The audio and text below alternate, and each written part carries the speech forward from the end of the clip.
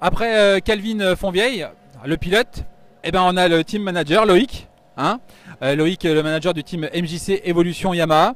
Alors Loïc, explique-nous un peu cette belle structure MJC Evolution qui franchement cartonne dans le junior. Eh ben, écoutez, c'est parti d'il y a 3 ans. J'ai voulu vraiment aider les jeunes à- dans le motocross. J'aime beaucoup les jeunes. C'est vrai que avec la conjoncture, c'est difficile. Donc, j'ai pris beaucoup de temps à chercher des partenaires vraiment sérieux, vraiment motivés, vraiment autant passionnés que moi pour monter une structure comme celle-ci. Donc, on a commencé petit, et là, on grandit. Et puis voilà. Donc, notre but, c'est essayer de sortir des futurs champions. Bah écoute, c'est vraiment louable de ta part parce que c'est vrai que le motocross, on va pas se le cacher, ça a un petit peu de mal aussi en ce moment avec la conjoncture. Mais moi, je suis pas trop le junior, hein, je le cache pas. Mais je suis Calvin depuis l'an dernier de loin. Mais en tout cas, je suis admiratif et je pense que on est plein de gens derrière notre écran à vous suivre tout au long de l'année. Et je vous tire mon chapeau. Voilà, en tant que moi, je suis partenaire d'autres teams. Je vous tire, voilà, franchement, ça tombe bien que je t'ai sous la main, voilà. Euh, bah, c'est normal. Donc, on a parlé du team. Présente-nous tes pilotes, tiens, de cette saison 2015. Et ben alors du coup cette année on a Anthony Bourdon, donc le 945 qui a fait troisième aujourd'hui.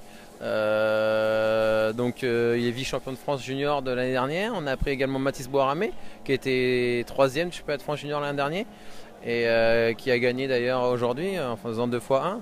Et c'était important pour moi de prendre deux jeunes pilotes pour la suite. Donc j'ai pris Calvin parce que c'est vraiment un pilote que je suivais depuis longtemps. J'aime beaucoup, il est agréable, c'est un pilote talentueux. Et, il a jamais rien, il a vraiment un regard de. Ouais, comment dire, c'est un pilote que j'aime beaucoup et qui m'a tapé dans l'œil que je ne peux pas faire autrement. Et puis donc ça c'est pour l'avenir quoi, hein, plus pour l'avenir.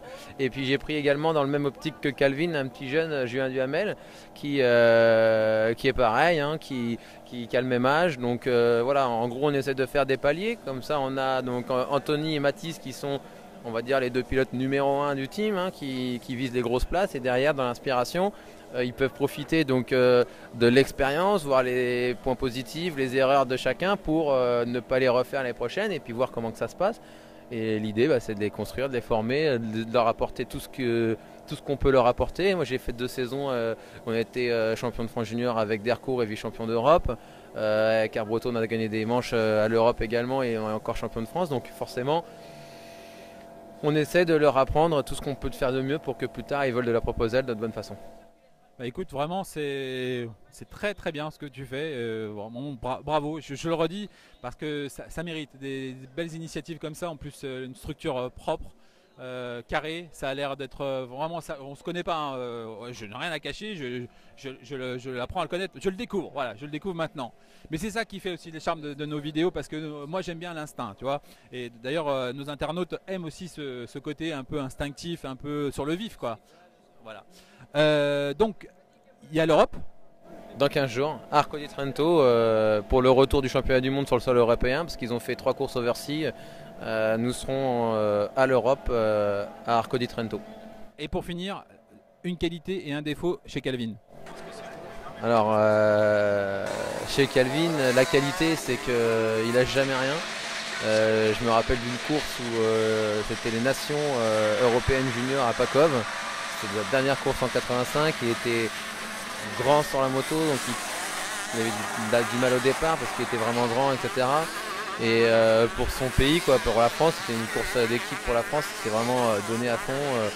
C'est vraiment quelque chose qui m'a encore une fois plu. Et puis c'est un pilote qui, quand il n'arrive pas à faire ce qu'il veut, donc que ce soit pour une victoire ou pour une 6e ou 8e place, quand il n'arrive pas à faire ce qu'il veut, il revient, il est vraiment déçu de lui, il se remet en question, il a la manche d'après, et non, c'est vraiment impressionnant. Donc ça c'est une qualité.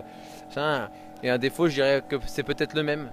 C'est-à-dire que de temps en temps, plutôt que de se féliciter d'avoir fait quelque chose de positif, bah, il est un petit peu déçu. Exemple, la semaine dernière à Tis-sur-Seul en deuxième manche, il était 6 toute la manche.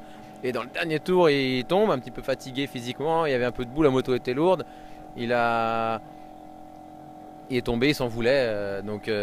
Voilà, des fois il faut savoir relativiser et puis apprendre de ses erreurs. Et voilà, c'est une de ses qualités, mais ça fait aussi un petit peu son défaut. Eh ben écoute Loïc, je te souhaite une très très bonne saison avec ton beau team. Voilà, et puis nous, on se donne aussi rendez-vous comme d'habitude sur la chaîne YouTube mxcom.eu pour le site internet. Ciao ciao, salut et le mot de la fin pour Loïc.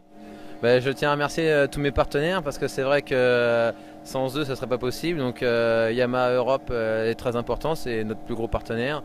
Je ne vais pas tous les citer sinon je vais forcément en oublier, mais voilà, sans eux ce serait pas possible de faire tout ça. Donc merci à tous et bravo à mes pilotes.